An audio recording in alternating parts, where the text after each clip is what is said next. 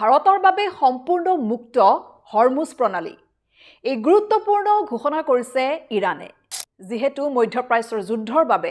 আন্তৰ্জাতিক সমুদ্ৰ বাণিজ্য পথ হৰমুজ প্ৰণালী দীৰ্ঘদিন ধৰি বন্ধ হৈ আছে যাৰ ফলত প্ৰভাৱ পৰিছে সমগ্ৰ বিশ্বতে বিশ্বৰ বহু কেইখন দেশৰ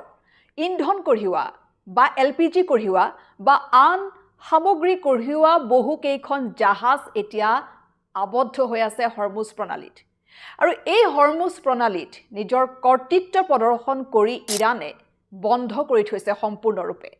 আৰু যেহেতু এই হৰমুজ প্ৰণালী এতিয়া ভাৰতৰ বাবে সম্পূৰ্ণৰূপে মুক্ত বুলি ঘোষণা কৰিছে ইৰাণে যেনে ভাৰতৰ সৈতে ইৰাণৰ আছে এক বন্ধুত্বমূলক সম্পৰ্ক আৰু সেই সম্পৰ্কৰ বাবে এতিয়াৰ পৰা যেহেতু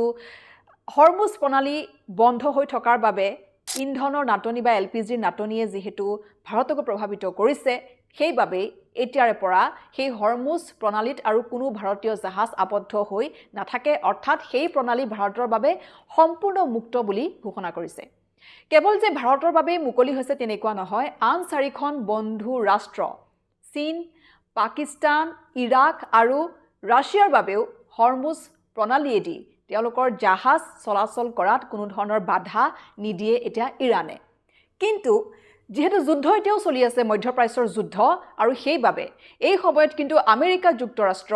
ইজৰাইল বা আন যিবোৰ উপসাগৰীয় দেশ আছে সেই দেশসমূহৰ কোনো জাহাজ কিন্তু হৰমুজ প্ৰণালীয়েদি পাৰ হ'ব নোৱাৰিব অৰ্থাৎ